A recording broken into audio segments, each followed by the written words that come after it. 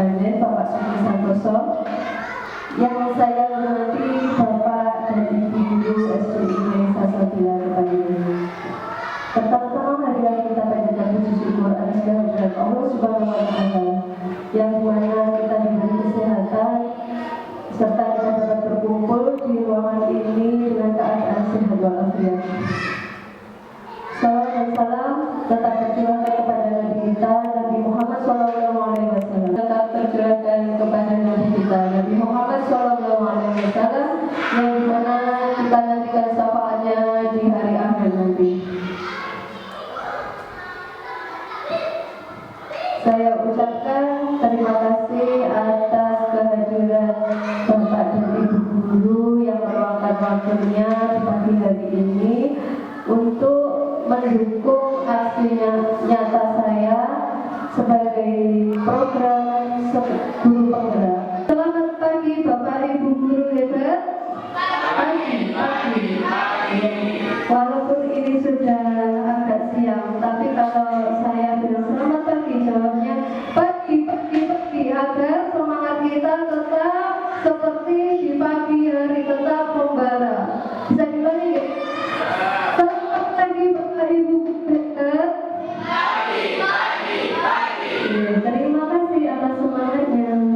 Terima kasih saya ucapkan kepada Bapak Ibu Guru yang meluangkan waktunya untuk mendukung saya sebagai JGP, yaitu saya akan diseminasi budaya positif yang nantinya insya Allah kita akan terapkan di sekolah kita. Memperlancar acara pagi hari ini, mari kita awali dengan bacaan Bismillahirrahmanirrahim bersama-sama. Bismillahirrahmanirrahim. Kita mulai guys, Bapak Ibu Guru. Di sini nanti saya akan menyampaikan diseminasi budaya positif yang ilmunya saya dapat ketika saya ikut pendidikan calon guru penggerak. Insya Allah nanti setelah saya, kalau ada kesempatan, Bapak Ibu Guru yang ada di sini juga bisa ikut CGP yang nanti ilmunya akan diaplikasikan di sekolah ini. Sebelum kita masuk ke materi diseminasi budaya positif, kira-kira Bapak Ibu Guru di sini di sekolah ini budaya positifnya apa coba kira-kira? Kalau ada yang tahu boleh mengemukakan pendapatnya. Monggo.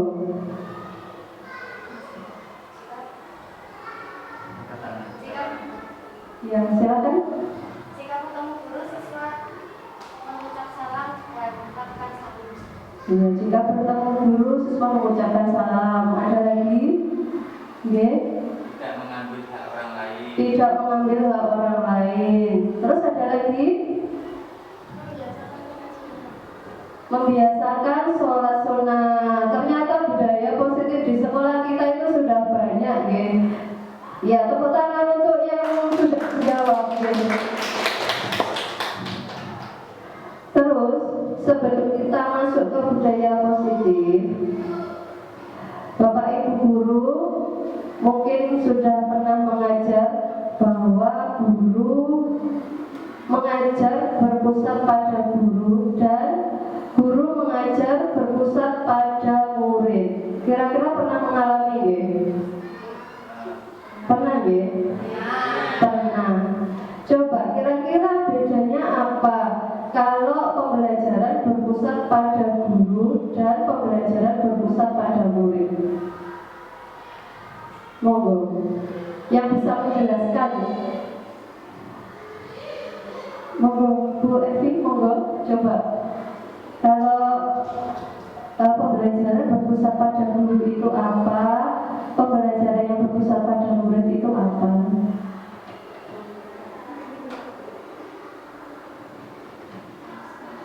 Berdiri atau duduk? Kalau menurut saya, pembelajaran yang berpusat kepada guru itu artinya guru yang menjadi sumber informasi, guru juga sebagai alat untuk belajar siswa, dan sedangkan pembelajaran yang berusaha pada murid, berarti kita memberi kesempatan kepada murid untuk berkreasi, untuk menggali informasi dan menyelesaikan permasalahan itu secara mandiri, atau bisa nanti dibuat pembelajarannya seperti berkelompok seperti itu. Itu pendapat dari saya. Terima kasih. Oke, betul sekali ya.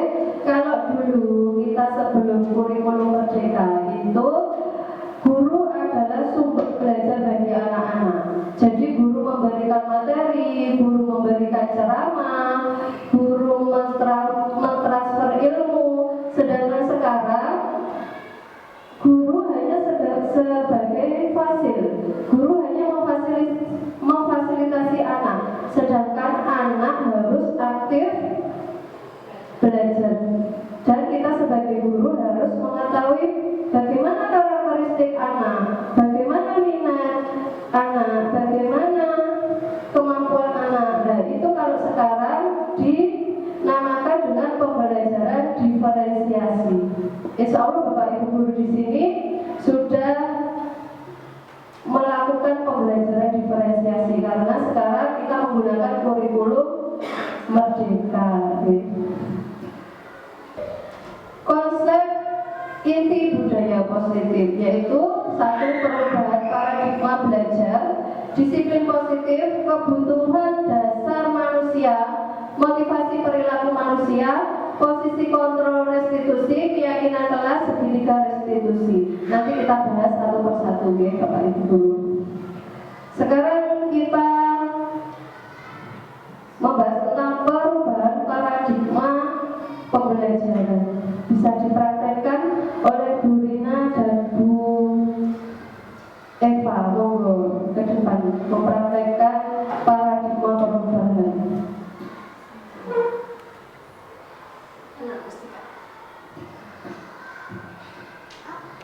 Mari kita lihat pemeragaan paradigma perubahan yang akan ditunjukkan oleh Bu Eva dan Bu Rina. Monggo. Bu, pinjam fotonya dong. Tidak mau. Pinjam sebentar saja. 5 menit saja loh. Tak kasih duit wes. Sudah banyak ini. Nanti kalau jenengan pinjamin dapat pahala. Sudah banyak pahala. Pinjam sebentar saja. Tidak bisa. Saya pilih jadi manusia. Ya, yang lain pinjam yang lain saja. Terima kasih. Oke.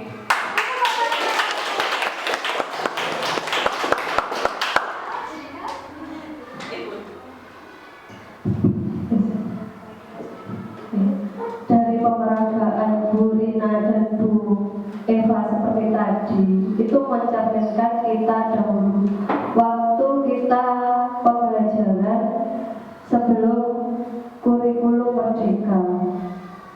Miskonsepsi kita, ilustrasi seseorang itu sebenarnya tidak berpengaruh dari orang luar, tetapi pada diri kita sendiri.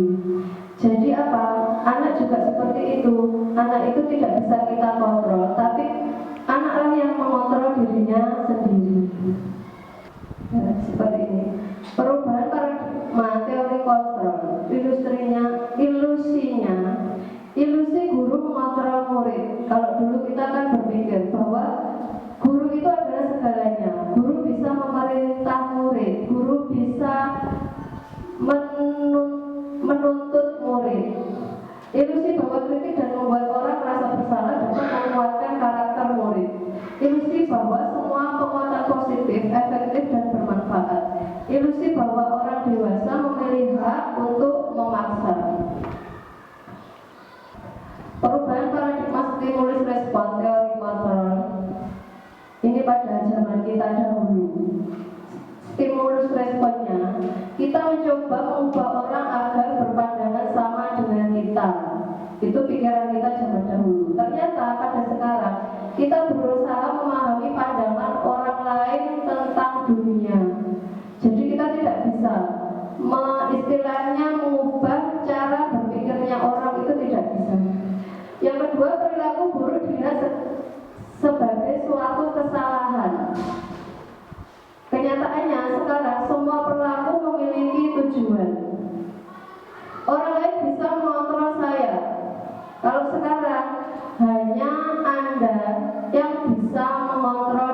Anda. Pemaksaan ada pada saat bujukan gagal, kolaborasi dan konsentrasi menciptakan pilihan-pilihan baru. Model berpikir menang kalah, model berpikir menang menang. Nah, seperti ini. Peta konsep disiplin positif, teori kontrol, menurut Dr. William Glasser. Anda tidak bisa mengontrol orang lain, hanya Anda yang bisa mengontrol diri Anda. Sama dengan anak-anak. Jenengan sebagai bapak ibu guru, jenengan tidak bisa mengontrol anak, tapi anaklah yang mengontrol dirinya sendiri. Kita sebagai guru hanya bisa menuntun anak. Seperti cita-citanya Ki Hajar Dewantoro. Ki Hajar Dewantoro itu adalah Menteri Pendidikan pertama di Indonesia, bahwa beliau berpendapat guru itu hanya bisa menuntun anak dan memberi contoh perilaku yang baik, membentuk karakter dan budi pekerti yang baik. Bahwa guru itu tidak bisa menuntut anak, tapi hanya bisa menuntut, seperti itu. Sekarang sebagai bapak ibu guru, setelah menjalankan pembelajaran diferensiasi, pembelajaran dengan paradigma baru merupakan pembelajaran yang dirancang berdasarkan prinsip pembelajaran berdiferensiasi, sehingga para peserta didik belajar sesuai kebutuhannya berdasarkan tahap perkembangan sesuai dengan teori psikologi modern untuk mewujudkan profil pelajar Pancasila. Insya Allah Bapak Ibu Guru sudah tahu profil pelajar Pancasila, nggih? Lagunya masih ingat? Masih nggih? Biar tidak tegang, ayo kita nyanyi lagu profil pelajar Pancasila bersama-sama. Bapak Ibu Guru, kita nyanyikan lagu profil pelajar Pancasila dulu, sambil bertepuk tangan agar acaranya meriah. Monggo, 1, 2, 3. Pelajar Pancasila beriman dan bertakwa pada Tuhan yang esa dan berakhlak mulia, berkebinekaan global, gotong yang mandiri, kreatif dan benar kritis, kita bukan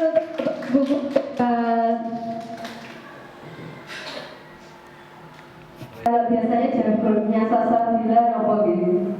Solid, cerdas, santun. Oke, kita ulangi. SDIK Salsabila apa aja?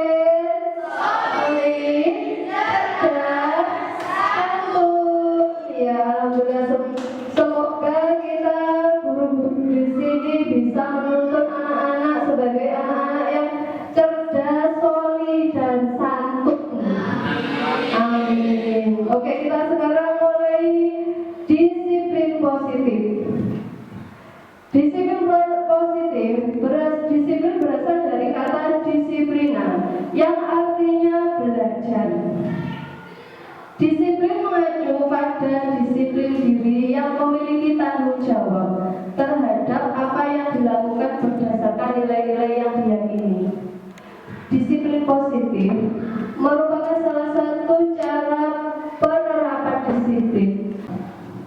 Dulu kita mendisiplinkan anak itu pasti dengan cara apa, Bapak Ibu? Ancaman atau dihukum, seperti itu. Tapi apakah ancaman dan hukuman itu bisa merubah anak untuk selamanya? Tidak. Semisal Bapak Agus, ketika anaknya terlambat dengan Bapak Agus lalu dihukum lari muteri sekolah 5 kali misalnya. Anak tersebut melakukan hukuman, tapi apakah anak tersebut ikhlas melakukan hukuman tersebut? tidak? Pasti ada rasa jengkel terhadap anak. Nah, maka dari itu, di sini saya akan menyampaikan materi bagaimana anak-anak itu bisa legowo, bisa ikhlas, bisa disiplin dari dirinya sendiri, tidak dari hukuman atau reward dari bapak ibu guru.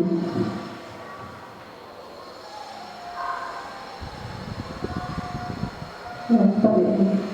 Sebagai pendidik, tujuan kita adalah menciptakan peserta didik yang memiliki disiplin diri, sehingga mereka berperilaku mengacu kepada nilai-nilai kebajikan universal dan memiliki motivasi intrinsik dalam perubahan perilaku ke arah yang lebih baik. Nilai-nilai kebajikan yaitu sifat-sifat positif manusia yang merupakan tujuan mulia yang ingin dipakai setiap individu. Nilai-nilai tersebut bersifat universal dan lintas bahasa, suku, bangsa, agama, latar belakang. Kira-kira dengan mungkin bertanya-tanya, sifat universal itu yang mana? Sifat-sifat universal biasanya kalau kita di kurikulum merdeka itu yang dipakai untuk pelajaran Pancasila itu yang kita nyanyikan tadi ya. Beriman dan bertakwa kepada Tuhan Yang Maha Esa dan berakhlak mulia, berkebinekaan global, gotong royong, mandiri, kreatif dan bernalar kritis. Kebiasaan yang dipakai itu untuk sehari-hari. Tapi ada juga nilai-nilai kebajikan yang diambil dari Primorier Program. Itu bisa diambil, yaitu sifat toleransi, rasa hormat, integritas, mandiri, menghargai, antusias, empati, ingin ketahuan, keingintahuan, kreativitas, kerjasama, percaya diri, dan komitmen. Ada lagi juga diambil dari life skill. Life skill itu bisa kita ambil dapat dipercaya, lurus hati, pendengar yang aktif, tidak merendahkan orang lain dan memberi terbaik dari diri. Sekarang kita membahas tentang kebutuhan dasar manusia. Kebutuhan dasar manusia adalah segala sesuatu yang kita lakukan untuk mendapatkan apa yang kita inginkan. Seluruh tindakan yang kita lakukan memiliki tujuan tertentu, dan semua usaha terbaik yang kita lakukan adalah dalam rangka agar kebutuhan dasar terpenuhi dengan baik. Nah, seperti ini. Kebutuhan dasar manusia itu ada 5, Bapak Ibu Guru. 1, bertahan hidup. 2, kasih sayang. 3, penguasaan, kebebasan, dan kesenangan. Dari kelima kebutuhan dasar manusia itu, jika salah satu tidak terpenuhi, maka pasti akan terjadi pemberontakan atau kesalahan yang dilakukan. Itu bisa diterapkan bagi anak dan bagi orang dewasa juga. Semisal jangan sebagai bapak ibu guru pernah nggak melihat anak yang males-malesan di kelas atau kadang tiba-tiba nangis? Mungkin dari 5 kebutuhan dasarnya belum terpenuhi. Seperti itu. Mungkin ada yang kurang dari kasih sayangnya atau kebebasannya atau kesenangannya. Pasti anak-anak tersebut mencari pelampiasan untuk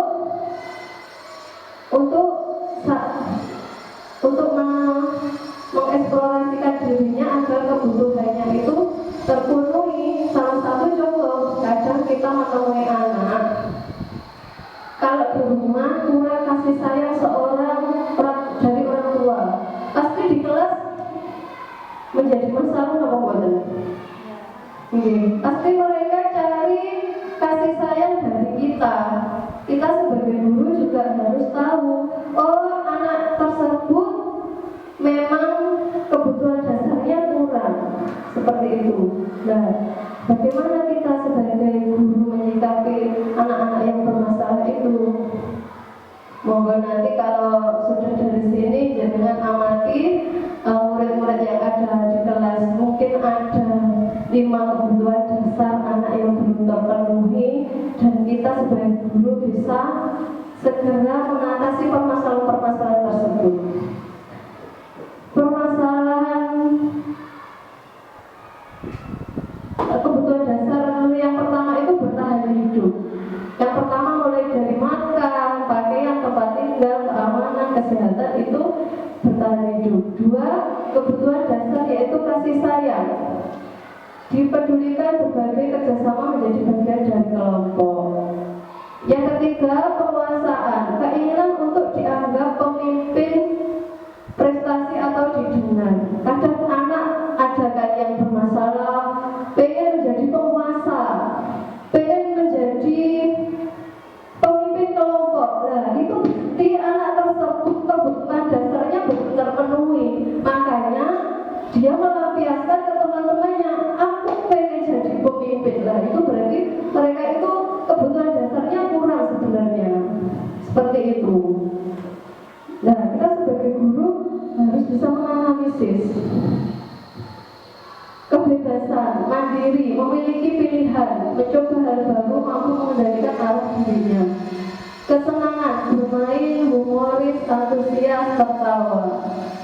Apakah jenengan kadang melihat ya, kalau istirahat anak itu cemberut, tidak suka dengan temannya, seperti itu. Berarti mengajak temannya bertengkar terus. Kira-kira kebutuhan dasar apa yang belum terpenuhi anak tersebut? Kesenangan, ya betul. Mereka kesenangannya belum terpenuhi. Next. Teori motivasi perilaku manusia. Motivasi merupakan dorongan yang dimiliki individu yang dapat merangsang untuk dapat melakukan tindakan-tindakan atau sesuatu yang menjadi dasar atau alasan seseorang untuk berperilaku atau mencapai tujuan tertentu. Motivasi itu ada 2, yaitu eksternal dan internal. Kalau eksternal itu untuk menghindari ketidaknyamanan atau hukuman. Jadi anak itu disiplin, bisa disiplin karena menghindari ketidaknyamanan atau hukuman. Berarti itu kan sifatnya masih eksternal. Contohnya tadi Bapak Agus menghukum anaknya ketika terlambat. Nah, anak itu patuh, besoknya tidak terlambat lagi. Karena apa? Karena takut dihukum lagi. Berarti kan belum datang dari dirinya sendiri ya. Disiplin untuk mendapatkan imbalan dari orang-orang lain. Nah, ini kadang juga kita jumpai. Anak itu disiplin ketika belajar atau apa karena gurunya sering memberi reward. Seumpama Bu Evi di kelas, ketika anak mau belajar, anak mau disiplin belajar, anteng di kelas. Karena setelah belajar sama Bu Evi dikasih snack. Seperti itu. Berarti anak itu disiplin karena mengharapkan imbalan ya. Dan ketika Bu Evi tidak masuk, saya gantikan karena saya tidak memberi snack. Kira-kira anak-anak disiplin atau buatan? Tidak, buatan ya. Tidak disiplin. Dan itu sebabnya berarti disiplin itu belum berasal dari diri anak. Nah, ini yang ketiga ini untuk menghargai diri sendiri. Saya akan menjadi orang yang seperti apa bila saya melakukan. Nah, ini bisa motivasi intrinsik namanya. Jadi anak itu dibuat, oh besok saya tidak terlambat. Tapi itu dari diri anak-anak tersebut, tidak beralasan karena nanti biar tidak dihukum Pak Agus. Anak mau belajar, tapi itu dari motivasi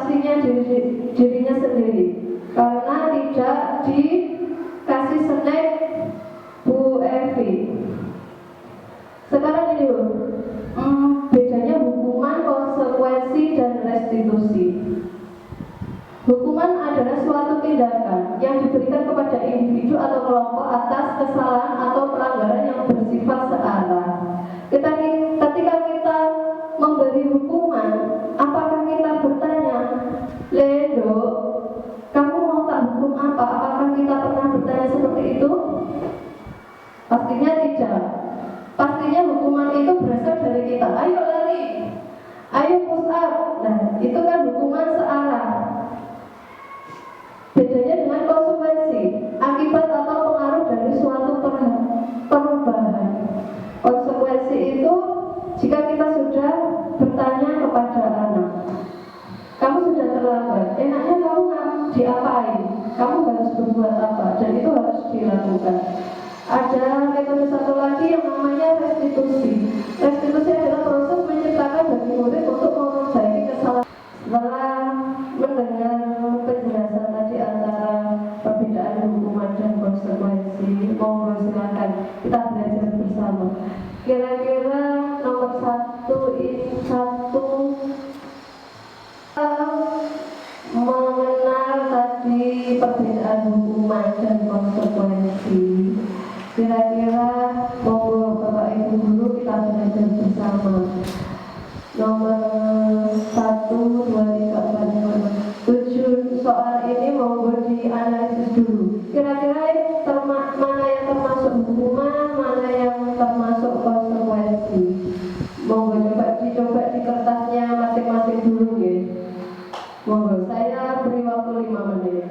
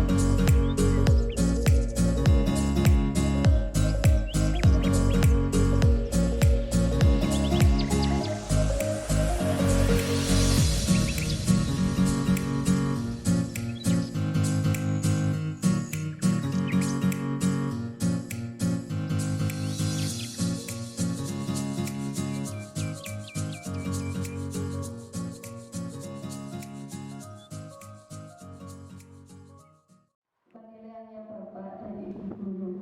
Nomor 1, mencetak 10 kali di dalam buku kalimat. Saya tidak akan terlambat lagi karena terlambat ke sekolah. Itu termasuk hukuman. Yang kedua, lari mengelilingi lapangan basket 2 kali karena terlambat hadir di sekolah. Kata-kata seperti itu termasuk kalimat hukuman. Yang ketiga, murid diminta push up 15 kali karena tidak menggunakan masker ke sekolah. Itu juga termasuk hukuman. Mengganti kertas tugas teman yang telah dicoret-coret, itu sama dengan konsekuensi karena apa yang dia buat harus dia pertanggungjawabkan. Itu termasuk konsekuensi. Membersihkan tumpahan air di meja, tulis karena tersenggol pada saat belajar, itu juga termasuk konsekuensi. Murid disuruh untuk tidak mengenakan sepatu seharian di sekolah karena tidak mengenakan sepatu hitam, termasuk hukuman. Dan yang terakhir, lari mengelilingi lapangan basket 2 kali karena terlambat 10 menit untuk pelajaran PJOK. Itu disebut dengan konsekuensi. Kenapa kok tidak disebut dengan hukuman? Karena anak melanggar waktu pelajaran PJOK, dan konsekuensinya kalau terlambat 10 menit maka harus lari 2 kali. Itu biasanya bapak-bapak PJOK, Bapak Z terutama. Biasanya saya sering melihat anak-anak kalau terlambat dalam pelajarannya disuruh lari dulu di lapangan.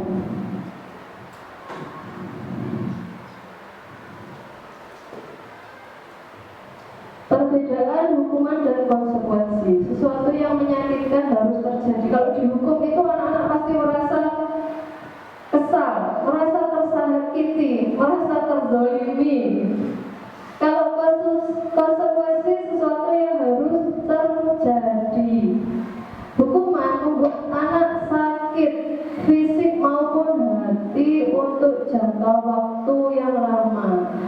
Jadi Bapak Ibu guru, jika menghukum anak itu akan mengakibatkan luka hati yang mendalam. Kadang ketika anak-anak sudah beranjak dewasa itu masih teringat di pikiran mereka, oh aku dulu waktu kelas 4 pernah dipukul bu ini, dan seperti itu. Jadi memorinya tetap melekat di ingatan anak-anak.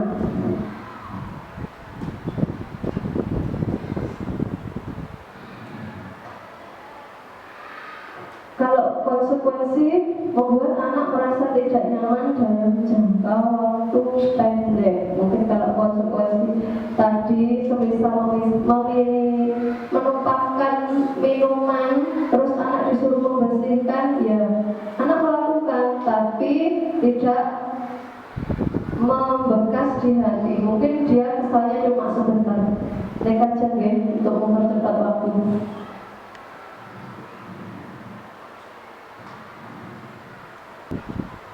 Sekarang kita tambahkan kalau disiplin melalui restitusi. Kalau tadi kita hukuman sudah tahu, konsekuensi sudah tahu, sekarang restitusi. Restitusi tadi sudah dijelaskan bahwa bagaimana kita mengajak anak-anak itu ke jalurnya, tapi dengan cara memperbaiki kesalahan mereka sehingga mereka bisa kembali kepada kelompoknya. Tentu kalau restitusi ini nanti termasuk motivasi memperbaikinya dari diri atau dari luar, intrinsik atau eksternal, internal atau eksternal.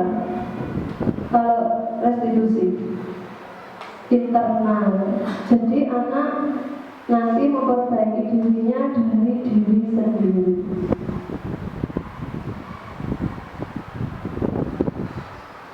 Sembilan ciri-ciri restitusi. 1. Bukan untuk menebus kesalahan, namun untuk belajar dari kesalahan. Yang kedua, memperbaiki hubungan. Yang ketiga, tawaran bukan paksaan. Yang keempat, restitusi menuntun untuk melihat ke dalam diri. 5. Restitusi mencari kebutuhan dasar yang mendasari tindakan. 6. Restitusi diri dari diri adalah cara yang paling baik. 7. Restitusi fokus pada karakter bukan tindakan. Yang kedelapan, restitusi fokus pada solusi. 9. Restitusi mengembangkan murid yang berbuat salah pada kelompok. Masih semangat ya Bapak Ibu guru? Sepertinya lelah. Coba jargonnya SDIT Salsabila. SDIT Salsabila, Soki, cerdas, santun. Dari pemaparan saya tadi mungkin jangan bingung. Kok materinya banyak sekali. Kita SBI dulu ya. Kalau saya memberi pertanyaan dan jenengan bilang ya, jenengan nanti mulutnya bilang ya, tapi kepalanya tidak, goyang tidak. Kalau saya memberi pertanyaan jenengan jawab tidak, tapi kepalanya harus iya, mengangguk. Seperti itu. Kira-kira bisa dimengerti ya Bapak Ibu guru? Oke, kita coba ya. Bapak Ibu adalah seorang guru. Iya. Apakah Bapak Ibu sudah makan? yang Tidak. tidak, ada yang iya. Apakah Bapak Ibu beragama Islam? Iya. Nah, ya seperti itu ilustrasinya. Kita sebagai guru mengikuti kurikulum Merdeka itu ya seperti itu. Karena kita terbiasa dari kecil kalau bilang iya itu pasti ngangguk. Iya kan? Kalau iya itu pasti ngangguk. Kalau dulu kita mengajar anak itu berpusat pada guru, ya seperti itu, kita merubah kebiasaan kita jadi berubah. Kata sulit, tapi kita harus membiasakan diri untuk melakukan perubahan-perubahan, dan kita harus sering-sering belajar. Perubahan itu tidak harus langsung, tapi sedikit demi sedikit. Merasa bersalah. Yang ketiga teman. Yang keempat pemantau. Yang kelima manajer. Kira-kira Bapak Ibu guru yang sudah dijalankan yang mana? Yang lebih dulu. Kalau anak melakukan kesalahan, pastinya menghukum, pernah nggih? Pernah. Merasa bersalah, pernah? Pernah juga. Sebagai teman, pernah. Kalau sebagai pemantau, pernah. Kita memantau anak, oh anak ini bagaimana? Ya. Sekarang kita manajer. Kalau kita sebagai manajer, kita bahas ya. Kalau kita menangani masalah anak, kita posisi kontrolnya sebagai manajer. Bagaimana kira-kira? Kalau menghukum pernah, contohnya lari, mengenai lawan 2 kali, itu menghukum, membuat merasa bersalah. Berapa kali Bapak Ibu guru harus memberitahu kamu supaya tidak terlambat? Jadi kata-kata seperti itu, anak merasa bersalah. Teman, ayo dong, besok jangan terlambat. Tidak apa-apa, ayo udah masuk. Nah, seperti itu berarti jenengan memposisikan diri sebagai teman kepada anak-anak. Pemantau, kamu sudah melanggar sekolah, kamu tahu konsekuensinya, besok jangan diulangi. Berarti jenengan besok memantau anak, bagaimana anak tersebut masih terlambat atau tidak. Nah sekarang kalau manajer, kita tidak semata-mata langsung menghukum anak, tidak langsung menghakimi anak, tapi kita harus tahu alasan anak. Apakah kamu tahu kesalahannya?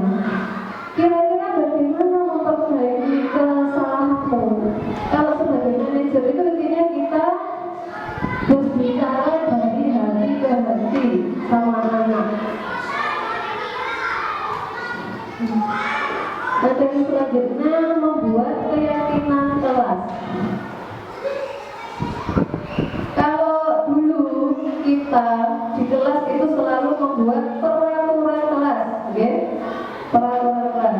Kalau di kurikulum Merdeka kita tidak boleh membuat peraturan, tapi diganti yang namanya keyakinan kelas. Jadi keyakinan kelas itu dibuat bersama-sama dengan anak. Kalau peraturan kita kan yang membuat, guru yang membuat. Kalau keyakinan kelas kita tawarkan kepada anak-anak. Kira-kira keyakinan kelas kita apa? Ciri-ciri keyakinan kelas lebih abstrak dari peraturan. Merupakan pernyataan universal. Pernyataan universal tadi sudah dari profil Pancasila, dari IDO, dari Lasio tadi yang mencerminkan pernyataan universal. Dibuat dalam bentuk positif. Coba kira-kira kalau jangan membuang sampah sembarangan, itu termasuk peraturan apa keyakinan kelas? Peraturan, karena dimulai dari kalimat negatif. Kalimat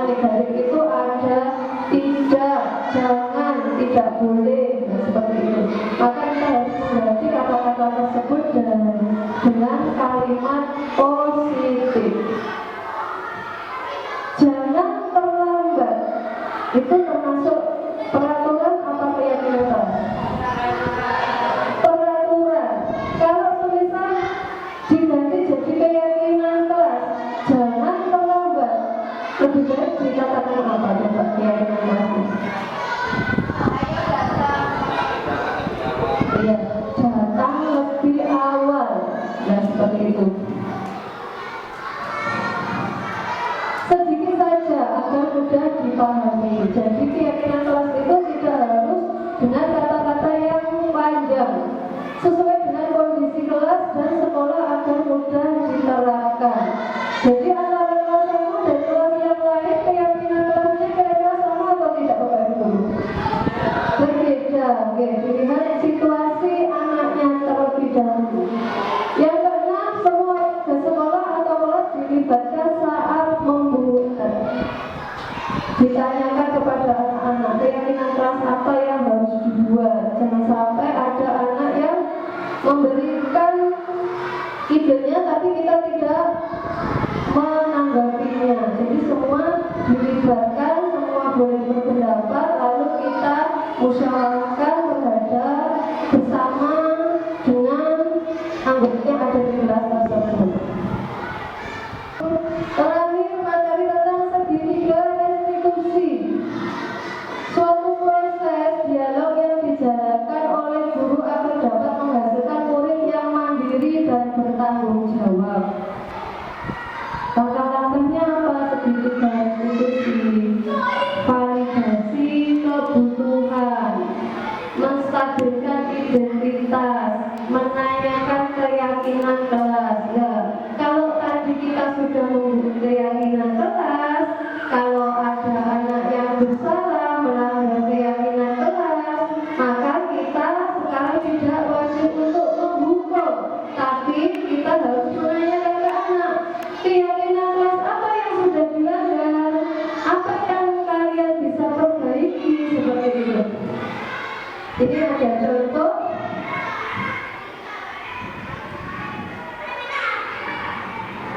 Ada contoh restitusi ketika penanganan anak terlambat.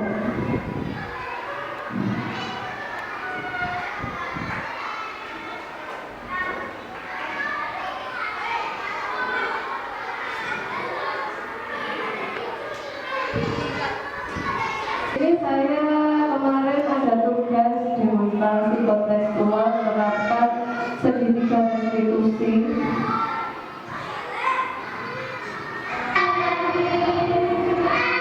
Ketika anak-anak terlambat, bagaimana cara menangani?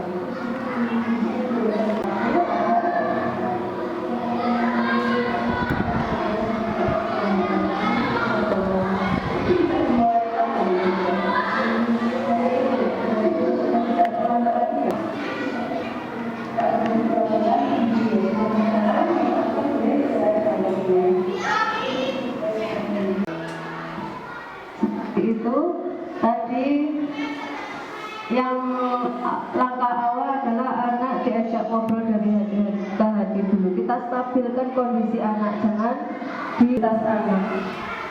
Setelah menstabilkan identitas anak, memang kesalahan itu wajar kalau dilakukan, tapi apa kedepannya bagaimana? Ditanya, alasannya kenapa kok terlambat? Karena di video tadi anaknya tadi malam tidak ada yang menemani, jadi bermain HP sampai larut malam. Kira-kira kebutuhan pokok dasar apa yang anak tersebut kurang dari orang tuanya? Kasih sayang. Nah, kita sebagai guru harus menganalisis dan bertanya kepada anak, kalau seperti itu lagi, keyakinan kelas apa yang dilanggar?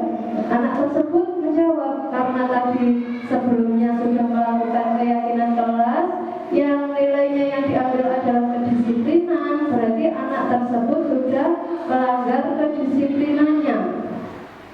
Setelah itu, kalau melanggar kedisiplinan, anak tersebut harus bagaimana? Cara penyelesaiannya itu harus digali dari anak tersebut agar keluarlah motivasi internal pada diri anak.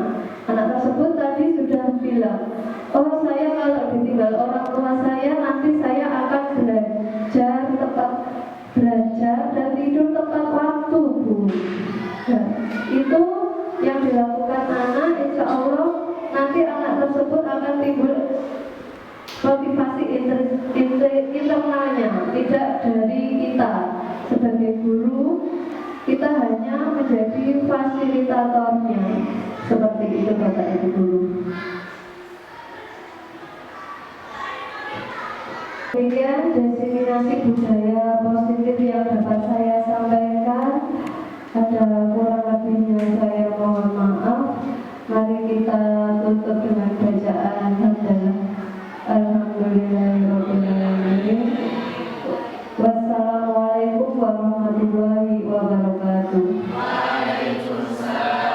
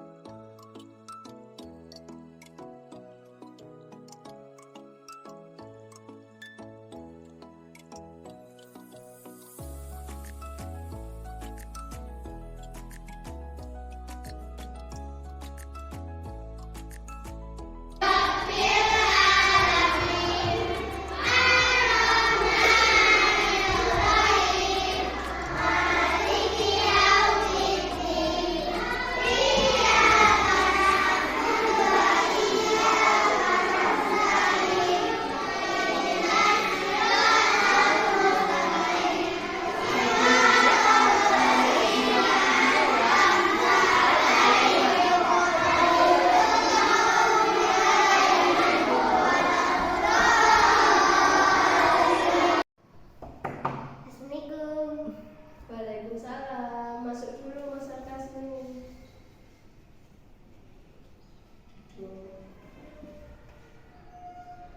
Mas Arka kira-kira tahu nggak kenapa kok Ustazah panggil ke sini? Tahu. Kenapa kira-kira? Karena terlambat masuk sekolah. Terlambat masuk sekolah. Tadi Mas Arka terlambat? Iya. Kira-kira di SDI Desa Sabira ini masuknya jam berapa sih? Maksud aku jam 7. Tadi Mas Arka masuk jam berapa? Jam 7.30. Jam 7.30. Menurut Mas Arka, terlambat itu perbuatan yang benar apa salah? Salah, oke. Setiap manusia itu pasti pernah melakukan kesalahan, tapi kita harus berusaha memperbaikinya dan tidak mengulangi lagi. Kalau boleh tahu, kenapa sih Mas Arka kok terlambat? Karena ayah dan ibu saya kerja, jadi saya main HP sampai larut malam. Oh, jadi ayah bundanya Mas Arka tadi malam kerja, Mas Arka tidak ada yang menemani, jadi main HP. Terus tamunya kesiangan seperti itu ya. Kalau begitu Mas Arka sudah melanggar kesepakatan kelas kita apa enggak kira-kira? Melanggar. Nilai kesepakatan apa yang Mas Arka langgar? Disiplin. Disiplin. Mas Arka tahu disiplin itu artinya apa? Untuk menghargai waktu. Disiplin itu untuk menghargai waktu. Oke. Kalau begitu, Mas Arka kira-kira bisa nggak merubahnya biar Mas Arka bisa disiplin lagi? Bisa. Dengan cara apa Mas Arka? Tidur tepat waktu, bangun tepat waktu, dan bersekolah tepat waktu. Tidur tepat waktu, Bangun tepat waktu. bangun tepat waktu agar Agar tidak terlambat lagi masuk sekolah. tidak terlambat lagi ke sekolah. Itu bisa dimulai kapan itu Mas Arka? Hari ini. Berarti besok sudah tidak terlambat lagi ya. Oke? Oke? Oke. Kalau begitu Mas Arka sudah boleh istirahat dengan temannya. Tapi ingat besok Tidak boleh diulangi. lagi. Ya sudah, sekarang Mas Arka boleh istirahat dengan temannya. Waalaikumsalam. Oh iya, waalaikumsalam.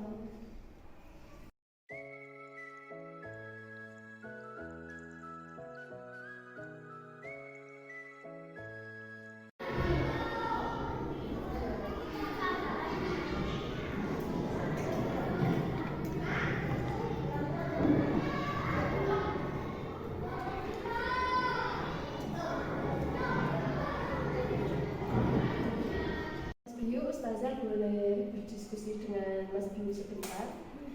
Boleh. Jangan tegang-tegang gitu, santai ya, kita ngobrol-ngobrol ya. Mas Biu tadi waktu ujian gimana ngerjainnya? Menyontek teman. Menurut Mas Biu menyontek itu perbuatan yang baik apa salah? Salah, oke.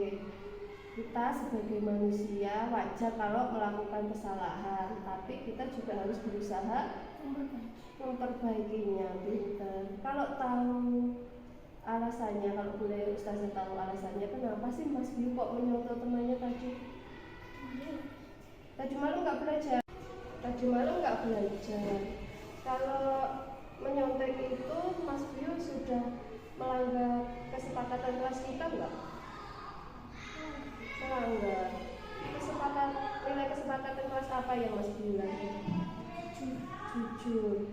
Kenapa kok Mas Biu menganggap kalau itu tidak jujur? Kenapa kok Mas Biu bilang kalau Mas Biu tidak jujur?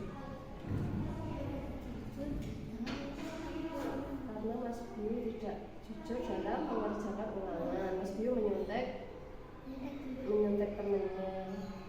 Kalau seperti itu, kira-kira Mas Biu bisa mengubahnya nggak biar lebih baik lagi? Bisa. Dengan cara apa Mas Biu? Mas Biu akan belajar lebih giat lagi. Kira-kira mulai kapan kalau Mas Biu ingin belajarnya? Biar nanti malam sudah bisa mulai belajar. Oke. Belajar yang rajin biar tidak menyontek temennya saat ulangan. Oke. Sekarang Mas Biu boleh gabung dengan temennya, istirahat dulu. Besok jangan diulangi lagi ya. Ya, Mas Biu sudah boleh istirahat sekarang. Ya. Assalamualaikum warahmatullahi wabarakatuh. Perkenalkan, nama saya Arka dari kelas 3C.